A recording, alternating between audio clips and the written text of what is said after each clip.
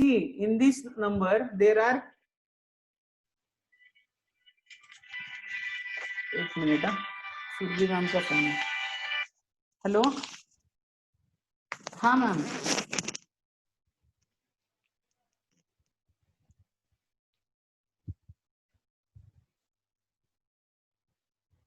Actually काय झालं, इथे कोणतरी हे करत होतं, स्पॅमिंग करत होतं. ते काहीतरी हार्ट शेप काहीतरी स्क्रीनवरती सगळे येत होते. तर मी काय केलं, ते पियुषला मी होस्ट केलं होतं. तर सगळ्यांना काय वाटलं, ते 7 म्हणून काहीतरी आयडी होता, तो अथर्व आहे, म्हणजे तो जॉईन झालाय, तोच करतोय स्पॅमिंग, असं सगळ्यांचं कन्सिडरेशन झालं. म्हणजे आम्हालाही माहित नव्हतं तो आहे. तर त्याला आम्ही मग रिमूव्ह केलं, असं केलं. असं झालं ते. ते पूर्ण स्क्रीन माझी भरली होती, मला लिहिताच येत नव्हतं. ते कोण आहे मुलगा माहित नाही, कोण करत होतं.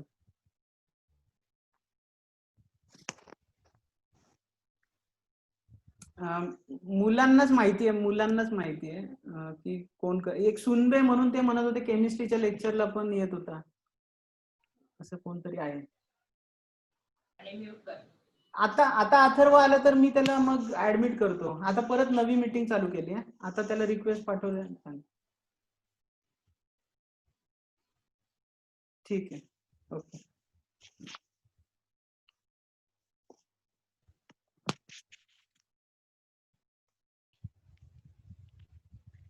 हा, मी काय बोलत होतो, तुम्हाला आवाज येतोय माझा? Yes sir. हिंदी. अरे हाँ, सॉरी, मैं भूल जाता हूँ, मैं मराठी आदमी हूँ ना. ठीक है. तो ये speed of the light c is equal to 3 × 10⁸ meter per second. ठीक है.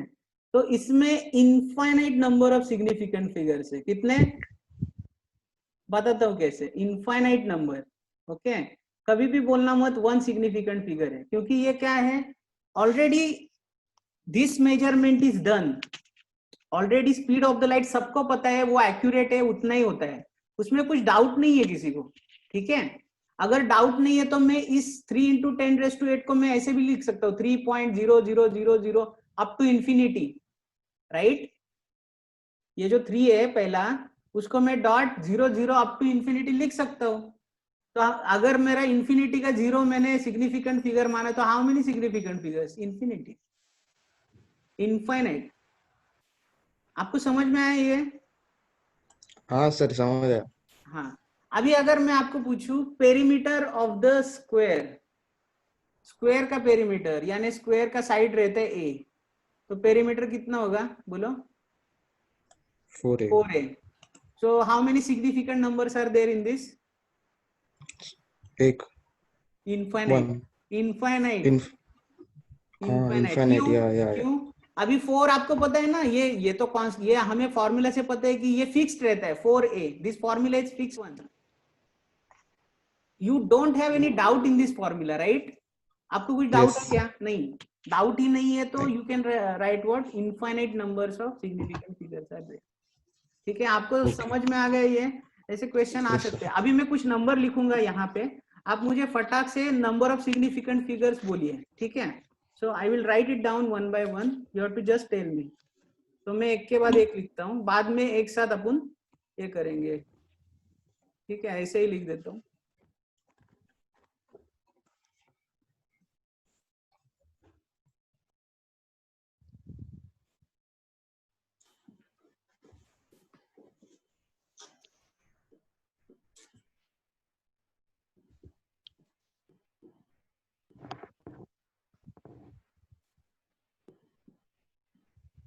हाँ, इसमें कितने? फर्स्ट वाले में 3, 3 में, सेकंड वाले में 4, 4, 5, 6, इसमें नेक्स्ट में 5, हाँ, and then 4. इसमें 3, 4 सर. 6 4, में 4. 4. इसमें 4 सर. 6th में नहीं है 4 बाबू. यहाँ पे 2 ही है. यहाँ पे 2 ही है. हाँ, यहाँ 2 पे डेसिमल है ना. सर आपने 310.0 लिखा है कि वो सिर्फ 20 डायरेक्ट है? नहीं 3100 है. हाँ, मेरे को सर अच्छा, पॉइंट दिख रहा था इसलिए. मुझे वो नहीं, पॉइंट लगा उससे. नहीं, नहीं 3100 3100, तो उसमें खाली दो है, ठीक है, क्योंकि ये तो क्या है, these are the zeros, ending zeros, but they are before decimal, not after decimal. Yes, sir. That is the हाँ, so that is the difference. यहाँ पे 3, यहाँ पे 1, यहाँ पे 1 है, ठीक है। अभी आपका क्लियर हो गया ना सब ये? अभी अपन इसका आगे वाला थोड़ा सा पार्ट देख लेते हैं, rounding off figures to the correct significant number. Okay, rounding of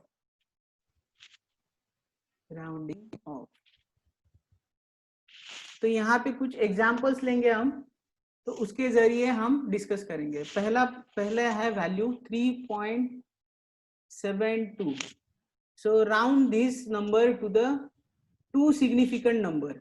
okay, तो क्या करोगे आप? ये तो 3.7, ये रूल कौन सा यूज किया? Here what is there?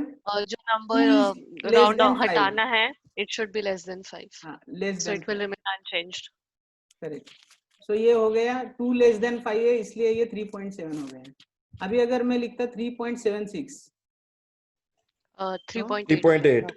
Okay, यहाँ पे क्या है, 6 इज ग्रेटर देन 5, ठीक है, इसलिए। थर्ड वाला 3.75, अभी बोलो। 3.8, because 7 ऑड है तो एक नंबर इंक्रीज होगा। सही है, ये ऑड है इसलिए। अगर इवन होता तो उतना ही रहता, अनचेंज्ड रहता। सही है, 3.8। ये सबको पता था। अगर इक्वल टू यानी 5, और अगर 5 के बाद और एक नंबर होता नॉन जीरो, तो स्टिल अगर हमें उसको और इधर 2 डिजिट तक राउंड ऑफ करना है तो फिर हम उसको अनचेंज्ड रखते हैं। नहीं, अगर नॉन जीरो नंबर है और इधर 3.65 है, 651, देन यहाँ पे ये नॉन जीरो है ना, तो आप क्या करोगे? बोलो।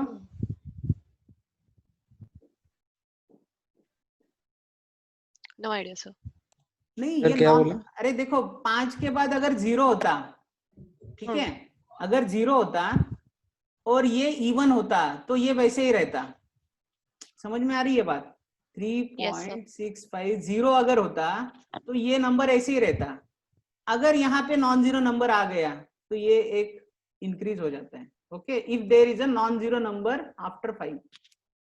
क्लियर? तो फिर वो 3.7 हो जाएगा। हाँ, 3.7 हो जाएगा, सही बात है।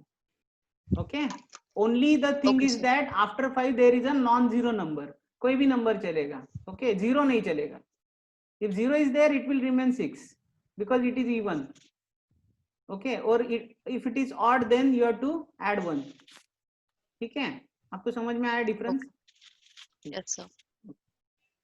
तो ये हो गया अपना डिस्कशन। अभी ये प्रॉब्लम बहुत कैलकुलेशन वाला प्रॉब्लम है, आप ही सॉल्व करो, ठीक है। देखो, अरे नहीं, ये हो गया क्या अपना लेंथ? नहीं हुआ ना, प्रॉब्लम तो नहीं हुआ, सॉल्व नहीं किया हमने। हाँ, प्रॉब्लम देखो ये क्या है।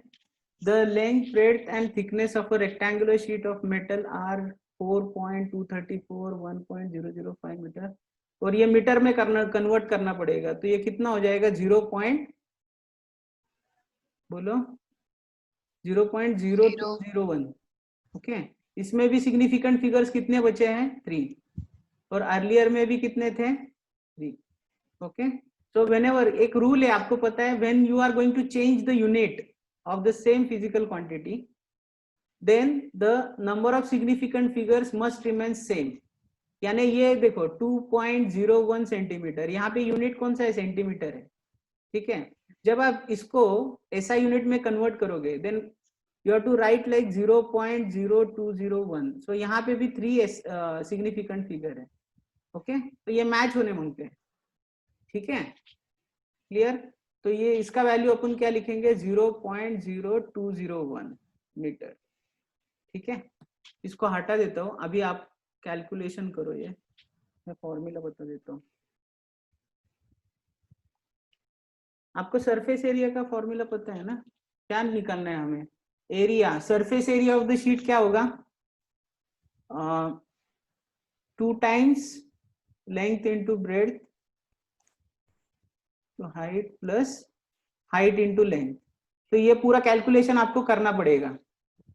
तो ये पूरा करना पड़ेगा, this into this plus this into this plus this into this, यानी समझ में आया ना? ये पूरा कैलकुलेशन करके जो नंबर आएगा उसका सिग्निफिकेंट फिगर आपको फाइंड आउट करना है। तो मैं यहाँ पे नंबर लिख देता हूँ, कैलकुलेशन आप कर पाओगे? कर पाओगे क्या? Yes sir. हाँ आप करो, कैलकुलेशन करो आराम से, ठीक है। तो 1.005 इंटू 2 है 0.0201, ये आपको पता चल गया कैसे करने गया अभी, ठीक है। वॉल्यूम का क्या करोगे? LBH, तीनों का हाँ product. तीनों का मल्टीप्लिकेशन करो और सिग्निफिकेंट नंबर क्या आता है देखो। अभी हमने पूरा एक्सरसाइज किया, सिग्निफिकेंट फिगर क्या रहते हैं, कैसे रहते हैं। तो you have to set the significant figure then from them, ठीक है। 6th वाला देखो, 6th वाला भी वही है। The mass of the box measured by the grocers balance is 2.3 kg, ठीक है। बॉक्स का मास है, एक बॉक्स है, उसका मास दिया है, कितना दिया है? 2.3 kg दिया है। 2 gold pieces of masses 20.15 ग्राम, ओके। तो 20.15 ग्राम। तो how many significant figures are there? बोलो। 4। Sir, 4. हाँ, अगर आप इसको केजी में कन्वर्ट करोगे तो that conversion also contains how many significant figures? 4। 4. ठीक है, तो इसको कैसे करेंगे आप? 0.02015, करेक्ट, ऐसा लिखना पड़ेगा आपको, ठीक है। आप ऐसा भी लिख सकते हैं 0. देखो 4 ही करना है ना हमें, हमें रूल क्या बताता है कि भाई 4 सिग्निफिकेंट, ये तो नहीं है ना, इसको हटा दो। तो आप ऐसा भी लिख सकते हैं 0.2015 kg। ऑल्दो आपको पता है कि इसको कन्वर्ट करने के लिए मुझे 1000 से इसको डिवाइड करना पड़ेगा, 20.15 डिवाइडेड बाय 1000, तो मेरा आंसर क्या आने वाला है? 0.02015। लेकिन ये करने का जरूरत नहीं है। सिग्निफिकेंट रूल क्या बोलता है कि it's okay if you are not taking this number into consideration, because this is what leading zero, or you can say initial zero. initial zero तो insignificant रहता है, सही है कि नहीं? तो इसको आप कैसे लिखोगे? 0.2015 kg, ऐसा भी लिखोगे, ऐसा लिख सकते हो as far as the significant figures are concerned, ठीक है। तो आप इसको ऐसा लिखो, इसको कैसे लिखोगे फिर? 20.17 को 0.2017, ठीक है, kg, ऐसा लिख सकते हो।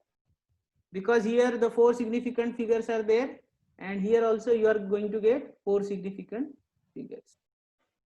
अरे आपको समझ में आया? तो अभी total mass of the box, total mass of the box in दोनों का एडिशन और इसमें मिलाओ, यानी ये 2 पॉइंट कितना था? 3, प्लस इसके नीचे लिखो, इसके नीचे कितना मास आएगा? ये 2015 प्लस 0 पॉइंट कितना आएगा? ये 2017। तो ये पूरा एडिशन करो, कितना आता है देखो? 12.3 कितना आ रहा है रे? 07 और फिर इधर 2। एक मिनट, ये कितना दे? 70 है क्या? 2.70। हाँ सही, ठीक है। तो how many significant figures are there? 5, ठीक है। ये पहले का आंसर हो गया। अभी the difference in the masses of the pieces to the correct significant figure, तो इसको सब्ट्रैक्शन कर दो, यानी 0.2017 माइनस 0.2015, तो ये कितना आएगा? 0.0002। तो इसको सिग्निफिकेंट फिगर में कन्वर्ट करोगे तो क्या हो जाएगा? 0.2 gram. Clear? Only one significant figure is there. अरे आपको समझ में आएगा? ये कुछ काम के नहीं रहे ना, because they are initial zeros. समझ में आया कि नहीं? Yes sir. हाँ, किसी को समझ में नहीं आया? हाँ, ये जो एनसीईआरटी है हमारी, उसी का ही प्रॉब्लम है ना। उसमें उन्होंने वो जो इनिशियल जीरो है उसको नहीं हटाया है, उन्होंने उसको कंसिडर किया है और फिर फाइनल आंसर उसकी वजह से 2.3 आता है, हमारा 2.7 आ रहा है। बहुत डिफरेंस है सर। नहीं, initial zeros we need not to consider, significant figure consider कर रहे हैं ना हम। यस सर, बट वो हाँ आई गेस हमें सिग्निफिकेंट फिगर सिर्फ फाइनल आंसर में उसको राउंड ऑफ करना था, ओके, यानी बिकॉज ये total mass of the box इसका बोल रहे हैं आप? हाँ टोटल हाँ मास ऑफ द नहीं, बॉक्स मुझे हमारा लगा यहाँ पे भी 2.7 आ रहा है। हाँ हाँ हाँ, यहाँ पे दिया होगा क्योंकि उन्होंने खाली मास पूछा है। अगर मास राइट, पूछा है तो it is not necessary, then you have to add like this. ठीक या है। हमने वो 0 हटाया तो उसकी वजह से हमारा वो 2.7 हो गया है, हाँ और हाँ, उनका 2.3 है, तो वो उतना difference I don't think so वो अलाउ करेंगे स्कूल वाले। नहीं अलाउ नहीं, मैं मुझे क्या लगा ये भी सिग्निफिकेंट फिगर बोल रहे हैं, ये भी क्वेश्चन, ए क्वेश्चन। ओके, तो I had taken it wrongly. मैं सिग्निफिकेंट फिगर इसमें भी कंसीडर कर दिया इस क्वेश्चन में। तो यहाँ पे तो सिग्निफिकेंट फिगर कंसीडर ही नहीं कर रहे हैं ए में। अगर वो total mass of the box ही बोल रहे हैं तो आप ऐसा कर सकते हो। फिर तो क्या करने का अभी, वो कॉमन सेंस क्या बोलता है, 2.3 kg, और इसको खाली डिवाइड कर दो 0.02015 and then you add it. तो आपका आंसर कितना 2.3 आ रहा है ना, आप बोल रहे हैं? या बुक में भी हाँ वही तो है। हाँ तो वही होगा क्योंकि total mass of the box. मुझे लगता है यहाँ पे आगे कुछ भूल गए क्या, रिगार्डिंग कंसिडरिंग सिग्निफिकेंट फिगर्स, ऐसा लिखा है क्या कुछ नहीं बुक में? सर, हाँ नहीं। तो ये तो सिग्निफिकेंट फिगर का क्वेश्चन ही नहीं है, यानी उन्होंने खाली total mass of the box ही बोला है। ठीक है, मुझे क्या लगा ए और बी आपको निकालने to the correct significant figures, ऐसा है। ये दोनों कंबाइन है और ये बाद में दिया है, ऐसा मुझे लगा। अभी उनका क्या कहना है पता नहीं।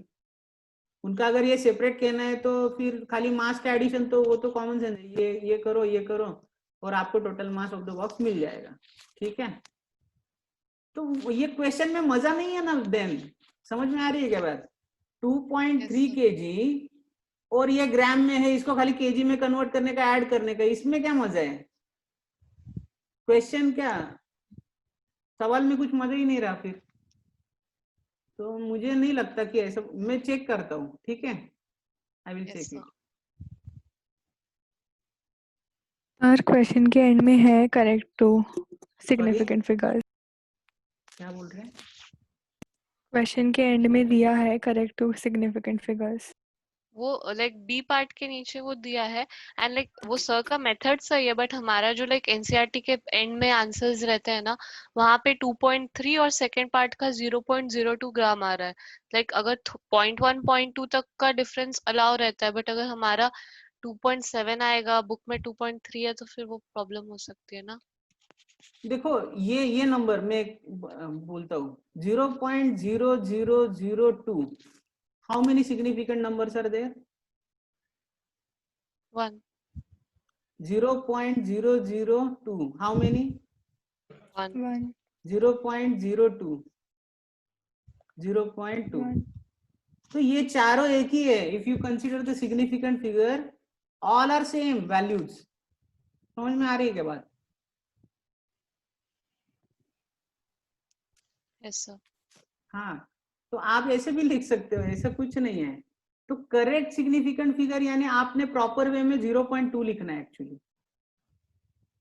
आप 0.02 भी लिख सकते हैं, वो भी तो सेम ही है ना। नंबर ऑफ सिग्निफिकेंट फिगर्स कितने हैं उसमें, 1 ही है। ठीक है, अभी देखो, a book with many printing errors contains a 4 different formulas for the displacement y of the particle undergoing a certain periodic motion। Okay, ये डिस्प्लेसमेंट है। ठीक है, ये क्या रहता है फिर आपको पता है, एम्पलीट्यूड रहता है। तो ये भी क्या रहता है, डिस्टेंस रहता है। ये टाइम है और ये टाइम पीरियड रहता है, राइट? करेक्ट। ये वेलोसिटी है, then this is time period, this is again distance, this is distance, this is time. तो अभी क्या करने का हमें, we have to check whether given equation is dimensionally valid or not. The given equation is dimensionally valid only when each term in the given equation is dimensionally, यानी dimensions of each term are same। सही है ना?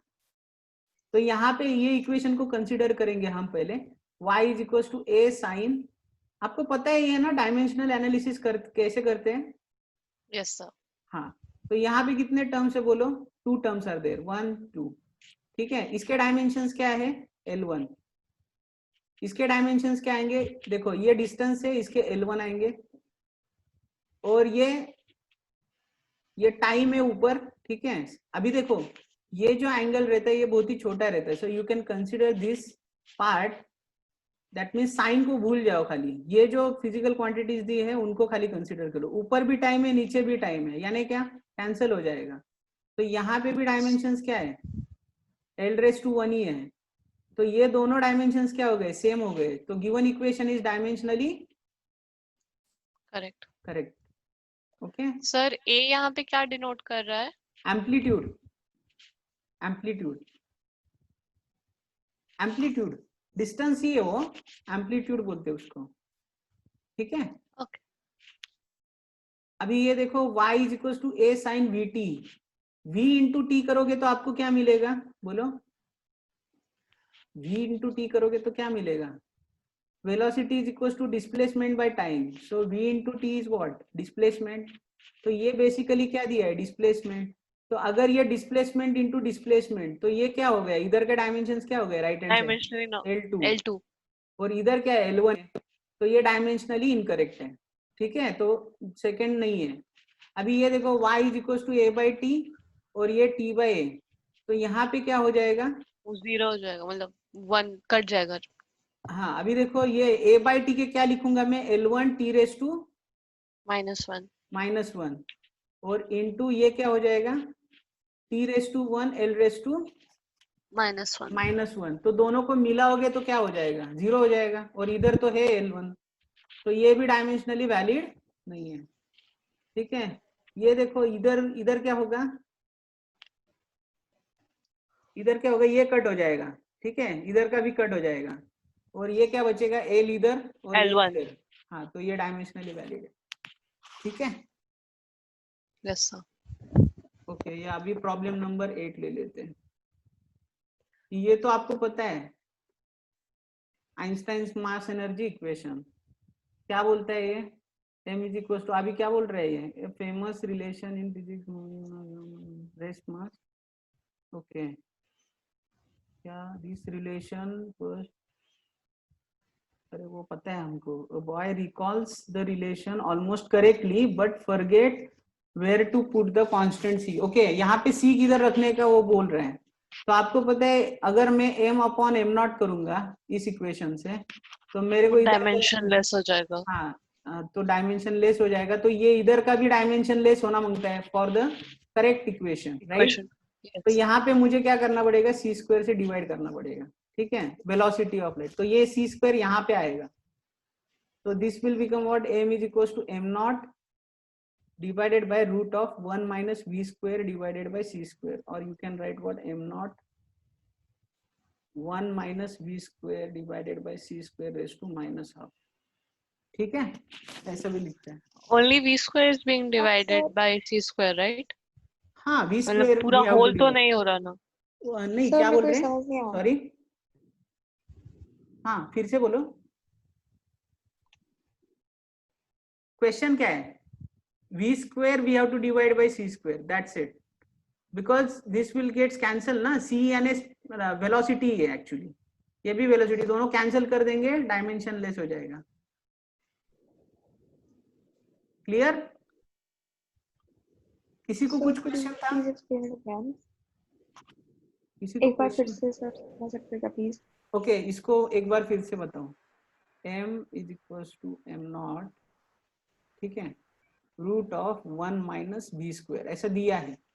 और उन्होंने क्या बोला है, एक लड़का है, he recalls the relation almost correctly, ये ऑलमोस्ट करेक्ट है लेकिन करेक्ट नहीं है। Okay, but forgets where to put the constant c, ये c किधर रखने का वो भूल गया। ओके, उसको समझ में नहीं आ रहा है, तो वो बोल रही कि c आप कहाँ पे रखोगे, दैट इज द क्वेश्चन। अभी आपको पता है कि अगर ये भी मास है और ये भी मास है, अगर मैंने इस मास को इधर बुला लिया, तो यहाँ पे लेफ्ट हैंड साइड में क्या हो जाएगा, m divided by m not, और इधर क्या हो जाएगा 1 divided by root of 1 minus b square. तो यहाँ पे v के तो कुछ डायमेंशन आएंगे और ये तो डायमेंशन लेस हो गया लेफ्ट हैंड साइड अपना। ओके, तो लेफ्ट हैंड साइड अगर डायमेंशन लेस है तो ये भी तो डायमेंशन लेस होना मांगता है। ठीक है, अभी ये डायमेंशन लेस होने के लिए अपन क्या करेंगे, v square divided by c square करेंगे। तो v के जो डायमेंशन है वही c के डायमेंशन है, कैंसिल आउट हो जाएंगे, and we will get right hand side also dimensionless, and then this equation becomes dimensionally valid, correct? Yes sir. Okay अभी न्यूटन्स लॉज ऑफ मोशन के कुछ प्रॉब्लम्स लेंगे, देखते हैं। देखो, give the magnitude and direction of the net force acting on a, आप अभी answer दो मुझे। A drop of rain falling down with a constant speed, आपको बताना है कि भाई direction of the net force acting on that drop of rain कितना है और मैग्नीट्यूड उसका कितना है, direction of the net force. बोलो। 0. हाँ, zero, net force is zero. Reason, what is the reason? All sorry, free fall. क्या बोल रहे हैं? Free fall. Yes, sir. Is it possible? So free fall होता है तो body is getting accelerated, right? Yeah. If the body is getting accelerated, how the force will become zero then? Yeah, sorry. Silly Sorry? me. Sorry? That was my mistake, sir. अरे यार, नहीं, ठीक है, नहीं मैं अभी खाली पूछ रहा हूँ ऐसा। अगर आप बोल रहे हो कि it is getting accelerated, free fall यानी एक्सेलरेशन ड्यू टू ग्रेविटी से वो नीचे आ रहे हैं, तो अगर वो नीचे आ रहा है with some acceleration, then it should have some force, right? But the net But that is me, right? Sorry, मुझे आवाज नहीं आ रही है।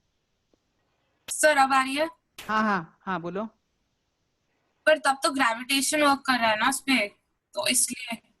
हाँ, देखो मैं बताता हूँ एक्चुअली क्या होता है। दोनों वर्क तो कर रहा है, net force acting on that is mg only, okay. वो कैसे मैं बताता हूँ। देखो, सपोज ये ड्रॉप ऑफ द रेन है, रेन ड्रॉप है, ठीक है। ये जब नीचे आता है तो शुरुआत में जोर से आता है, लेकिन अभी ये जोर से क्यों आता है? Because of mg, its weight, सही है। लेकिन एयर का ड्रैग रहता है, एयर ड्रैग। तो एयर की drag which is acting in the upward direction, जब ये नीचे आता है तो air drag will be acting in the upward direction. तो शुरुआत में इसकी वेलोसिटी है ना ज्यादा होती है, बाद में क्या होता है, एयर ड्रैग की वजह से उसकी वेलोसिटी टर्मिनल वेलोसिटी तक पहुंच जाती है। Terminal velocity, have you heard the name terminal velocity? No, sir. Terminal velocity is the velocity, after that velocity the velocity of the raindrop will not increase. क्या बोला मैंने? टर्मिनल वेलोसिटी ये ऐसी velocity है जहां पे इंक्रीज इन द वेलोसिटी क्या हो जाता है, टर्मिनेट हो जाता है, यानी further increase in the velocity नहीं होता है। वहां पे वेलोसिटी क्या हो जाती है, रुक जाती कांस्टेंट, है। कांस्टेंट हो जाती, सही है। अगर वेलोसिटी Constant. कांस्टेंट हो गई तो एक्सेलरेशन क्या हो जाएगा, Constant. जीरो। Sorry. भूल जाती हूँ। So acceleration will become zero. लेकिन वो तो वेलोसिटी के डायरेक्शन में फॉल होता है। So your direction of the net force will B vertically downward, that is mg का direction, but the net force acting on this drop will be what, zero. Clear? Okay, sir. Okay. Yes. हाँ, अभी second वाला देखो। अभी आप बाकी के examples मुझे एक्सप्लेन कर दो। अ cork of mass 10 gram floating on a water, तो वाटर है, यहाँ पे ऐसा वाटर है, ठीक है, और यहाँ पे कॉर्क है, ये फ्लोट हो रहा है वाटर में। वाटर में फ्लोट हो रहा है, इसका मतलब क्या, whether it is getting accelerated? No, the cork is not getting accelerated, it is not in acceleration. ये यहाँ पे भी, इधर भी एक्सेलरेट नहीं हो रहा है, इधर भी एक्सेलरेट नहीं हो रहा है, तो इसका वेट खाली एक्ट कर रहा है नीचे की डायरेक्शन में, and there is a normal reaction which is balancing its weight, okay. So यहाँ पे नेट फोर्स कितना है, zero, as well as the direction कौन सी है, आपको पता ही नहीं है नेट फोर्स की डायरेक्शन, अनडिटरमाइंड डायरेक्शन है यहाँ पे। अनडिटर, इस केस में देखो ना, ये रेन ड्रॉप की केस में हमें पता था कि नेट फोर्स की डायरेक्शन कौन सी है, वर्टिकली डाउनवर्ड। यहाँ पे नहीं है, यहाँ पे पूरा ये बैलेंस हो रहा है, okay, and it is at rest basically. ये तो कांस्टेंट स्पीड से आ रहा था ना रेन ड्रॉप, ये रेस्ट पे है, cork is at rest, it is at rest, that is the difference. ठीक है, अभी देखो Yes. kite skillfully held stationary in the sky, again it is stationary, stationary means what, at rest। अगर rest पे है तो वेलोसिटी क्या होगी, जीरो। अगर वेलोसिटी जीरो है तो एक्सेलरेशन क्या होगा, जीरो। अगर एक्सेलरेशन जीरो है तो नेट फोर्स क्या होगा, Zero. जीरो, सब जीरो, ओके। So ये भी undetermined है। हाँ, ये भी अनडिटरमाइंड है because it is stationary, it is stationary. अगर ये कांस्टेंट स्पीड से मूव होता होगा कुछ वेलोसिटी से, देन वेलोसिटी का डायरेक्शन नेट फोर्स का direction, although net force is zero. Clear? अभी देखो, a car moving with a constant velocity of 30 kilometre per hour on a rough road, तो यहाँ पे वेलोसिटी क्या है, कांस्टेंट है। वेलोसिटी कांस्टेंट है तो एक्सेलरेशन क्या होता है, जीरो। नेट फोर्स क्या होगा, जीरो। और नेट फोर्स की डायरेक्शन कौन सी होगी, वेलोसिटी की डायरेक्शन। क्लियर? Yes sir. अभी देखो, high speed electron in space far from all material objects, free of electric and magnetic field. तो ये क्या होगा, देखो इलेक्ट्रॉन अगर मटेरियल ऑब्जेक्ट से दूर है तो इसको कुछ डेविएट नहीं करेगा अपनी तरफ, कुछ भी नहीं, इलेक्ट्रिक फील्ड भी नहीं है, मैग्नेटिक फील्ड भी नहीं है। That means electron is moving with a constant speed, एक कांस्टेंट स्पीड से जाएगा वो, तो वेलोसिटी भी तो कांस्टेंट होगी, ओके, क्योंकि ये एक ही डायरेक्शन में जा रहे हैं, स्ट्रेट डायरेक्शन, वेलोसिटी नहीं चेंज हो रही है। तो आप वेलोसिटी अगर चेंज नहीं हो रही है, एक ही डायरेक्शन में जा रहे हैं, तो एक्सेलरेशन क्या होगा, जीरो, तो नेट Yes. फोर्स भी जीरो। Zero. ठीक है, तो ये हो गया हमारा प्रॉब्लम नंबर 1। अभी प्रॉब्लम नंबर 2 देखते हैं। A pebble of mass 0.05 kg, so there is a pebble, okay, इसका मास दिया है कितना, 0.05 kg, ठीक है, इज थ्रोन वर्टिकली अपवर्ड, यानी आपने एक पत्थर लिया, पेबल को आप पत्थर भी मान सकते हैं, एक पत्थर लिया, छोटा सा पत्थर, उसको आपने क्या किया, वर्टिकली अपवर्ड थ्रो किया। ठीक है, मुझे एक बात बताओ, जब आप थ्रो करोगे उसको कुछ वेलोसिटी मिलेगी, लेकिन जैसे ही वो रिलीज होगा आपके हाथ से, तो उसकी वेलोसिटी क्या हो जाएगी, कंटिन्यूअसली क्या हो जाएगी, डिक्रीज हो जाएगी। क्यों? Because of the acceleration due to gravity, because acceleration due to gravity is in the vertically downward direction and we have thrown it in the vertically upward direction, तो उसकी वेलोसिटी कम होती जाएगी। तो जब वो एयर में होगा, आपने थ्रो किया है वो एयर में है, ओके, अपवर्ड मोशन कर रहा है, तो उसके ऊपर नेट फोर्स किधर लग रहा होगा, mg लगेगा उसके ऊपर, ओके। जब वो ऊपर पहुंचेगा तब after reaching a certain distance उसकी वेलोसिटी क्या हो जाएगी, जीरो हो जाएगी। उस वक्त भी mg कहाँ लग रहा होगा, नीचे ही लग रहा होगा।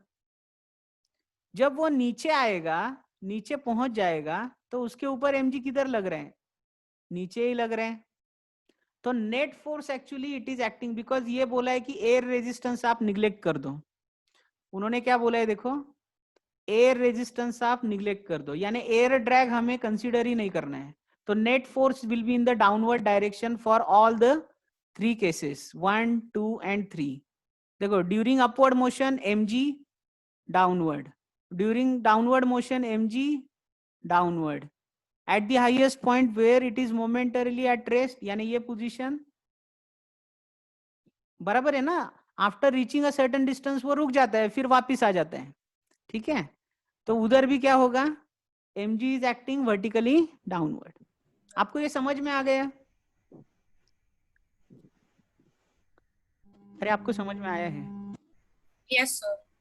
ओके, और मैं अभी आपको एक क्वेश्चन पूछता हूँ, अगर ये पेबल को मैं एक एंगल से थ्रो करूं at an angle of 45 degree, तो उसका ट्रैजेक्टरी कौन सा होगा, बोलो?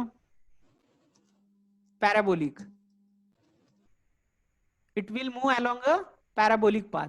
तो वहां पे नेट फोर्स कौन सा काम करता है? वहां पे नेट फोर्स mg ही काम करता है। ओके, ओनली द सॉरी, वो भी डाउनवर्ड्स है। हाँ, moving downward. So mg which is acting in the downward direction will act in this case also. Only the thing is that the pebble will be having the velocity in the horizontal direction, so it will move along a parabolic path like this. Okay, clear? Yes sir. ये हो गया problem number 2. अभी problem number 3 करते हैं हम. देखो, give the magnitude and direction of the net force acting on the stone of mass 0.1 kg. अभी एक 0.1 kg का स्टोन है, 0.1 kg का स्टोन है, और आप कहाँ पे बैठे हो? ट्रेन में बैठे हो. ट्रेन कैसी है? स्टेशनरी है, यानी खड़ी हुई है ट्रेन, खाली चल नहीं रही है. Okay, and you have drop the stone from the window. तो आपने क्या किया? विंडो से स्टोन को ड्रॉप कर दिया. तो ऑब्वियसली उसके ऊपर कौन सा फोर्स लगने वाला है? mg. सही है ना? उसके ऊपर कौन सा फोर्स लगेगा? नेट फोर्स कौन सा होगा उसके ऊपर? mg. तो यहाँ पे अपन कैलकुलेट कर सकते हैं. m कितना दिया है? 0.1 इंटू 10, यानी 1 न्यूटन का फोर्स लगेगा. So this is the answer of the first question.